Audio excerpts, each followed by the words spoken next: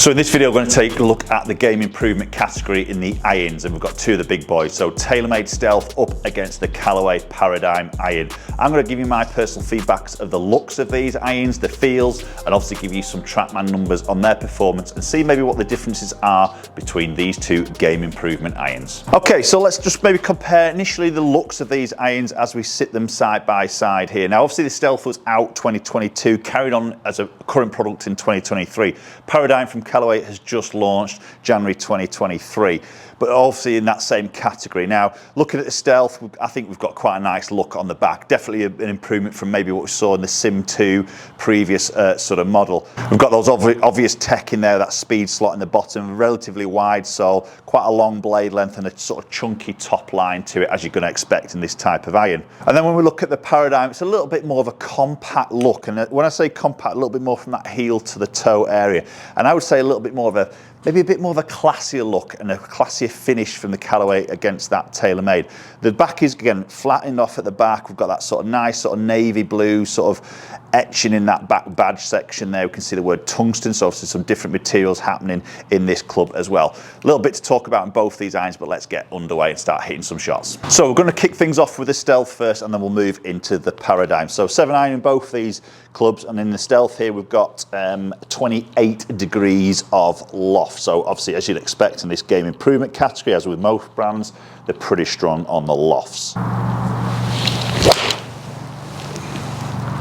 Okay, a little bit of a slight skinny one to kick things off with the Stealth. Now, the looks behind that golf ball, it fills you with such a lot of confidence because it's got, as I say, quite a long blade length there. We've got a bit of offset happening in the club head and quite a thick top line, which is actually just chamfered off at the back. So it probably doesn't look as thick as probably what it is, but it's a pretty hefty top line there.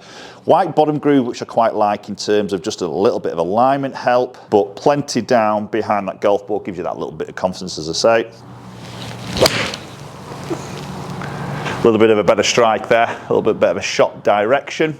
Maybe what's seen straight away there is some pretty lowish sort of spin numbers. The first one was a little bit higher because I've hit that little cutty one to the right. That was a little bit lower. Maybe that's sometimes the worry on just slight little mishits with a stronger loft is the spin just drops off a little bit. But maybe for the golfer who's maybe in this category, might not be too worried about the spin. You know, sometimes when you go in these stronger clubs, forgiveness is the big talking point. Power, ball speed is another big talking point. Control, maybe not so much for that type of golfer. Just pulled a little bit up that left side, but again, the strike was good. The feel is pretty firm off the face, as you're going to expect. It's not going to feel soft, obviously. It's not a forged head. Again, that spin's a little bit low. And just, I mean, the ball speed's quick, you know. 130 ball speed, they see, I mean, 7 iron carry 200 yards. Yeah, but we all know it's not really a 7 iron. Now, technology-wise happening in the Stealth, as I say, we've got the slot in the bottom of the sole, which helps on those low mishits, creating that flex, a little bit of ball speed. We've got a toe wrap-round construction, is what maybe TaylorMade are calling it. It looks like that carbon effect that wraps around that toe, basically replacing that weight in that high toe section of the iron, replacing that deeper and lower, which lower CG helps with distance, helps with launch, helps with sort of forgiveness levels of the golf club, which is obviously what this iron is all about.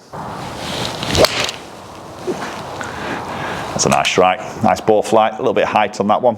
The spin looks to be a little bit high on there, maybe a little bit of a better strike, to be honest. Yeah, I see that spin just a tiny bit more. It's still a long distance there, but at least we've got a bit of descent angle there, with around about that sort of 45 degree mark. Okay, let's hit one more with TaylorMade, then we'll move into the Paradym. Oh, just pulled a little bit. Good strike though, good flight, just a bit pulley from me.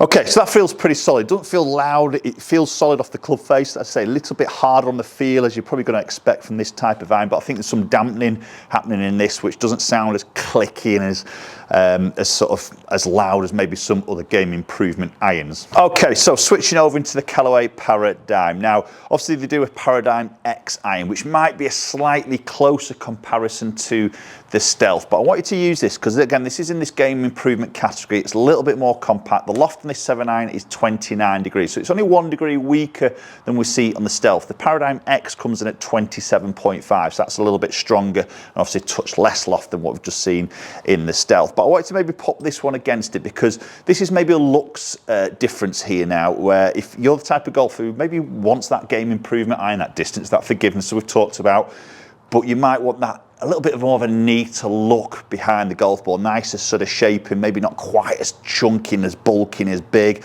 Definitely a good option because, again, when you look at it at the back, it does look really sort of sleek. It's very nice sort of looking. We've got a bit more polished chrome around it, which I think just gives it a little bit of classy feel. We don't see that on the Stealth. It's a bit more of a matte finish. Into that playing position, and again, that classy sort of look is definitely there. It is more squat on the blade length, that heel to toe. So if that's something that puts you off or doesn't feel as much confidence, maybe then the Paradym X is a better option. But the shape of the head's beautiful. Again, it's a thickish top line. There's a little bit of offset there, but a very, very nice sort of shape, but packed with plenty of technology under the bonnet. Let's get this first one hit with the Paradym. Very similar to that first shot hit with the Stealth, actually. A little bit leaky up that right-hand side. That's probably spin a little bit more with that slight shot. Yeah, 4.5, 184 carry. It felt really good off the club face. So obviously it's a hollow construction. We've got that artificial intelligence, flash face, cup technology on the face itself. Again, that's going to help with a little bit of ball speed. We've got some tungsten in there, which is obviously going to help with centre of gravity, location, forgiveness levels. Just a bit pull it. Very high flight though. Feels me a little bit more confidence there. That's got a bit of stopping power with that land angle. Yeah, 45 degrees, same sort of land angle there. Again, that spins in that lower category, just maybe not quite as much ball speed there. Again, we have got that 1 degree extra loft. Oh, and again, yeah, good football flight height. I tell you what, you know, and the feel of that is really, really nice. Again, for that game improvement, hollow construction, obviously done some work maybe with dampening sound, that does feel good. It doesn't feel quite as hard or quite as fiery as maybe what we see with the Stealth. Again, feel is very personal. Again, sound is personal. It relates a little bit to that feel. That wasn't perfect, but the flight looks really good. Excellent. That feels really good for Callaway. As I say, different look, a bit more compact if you're a golfer who likes that bit more compact head shape, but still wants that forgiveness, that power, could be a very, very good option. Let's quickly check those numbers out between those two irons. Okay, so let's just quickly look at the dispersion rings just to kick things off. White being the Stealth, orange being the Paradym. You can see obviously a little bit tighter with the Paradym there on that small sample of test with each of those clubs. And then we look at the numbers to see clubhead speed pretty much identical there, touch slower, maybe with the Paradym there, didn't really feel that, but very much in that sort of similar sort of area. You see the ball speed much quicker with the Stealth. Obviously we've got 1 degree less loft, so that's going to account to a lot of that ball speed, plus with a tiny bit more clubhead speed. So that's probably given us that difference there. You know, if I had the same clubhead speed with both, and the same loft, I would say they would be very, very similar on terms of that ball speed. You can see the launch with the Paradym a little bit higher, maybe lower tungsten in there, possibly. Obviously got that 1 extra degree of loft, but there's a bit of a difference in terms of that launch on those two irons. And then obviously the spin just a little bit less with the Stealth, again, less loft. You're going to see that. So distance-wise, 190 against 193, a little bit more height, a little bit more maybe land angle with the Paradym potentially. Appreciate you watching the video as always. If you enjoyed it, hit that like. More importantly, hit the subscribe if you haven't done so already. Hopefully I'll catch you all very soon.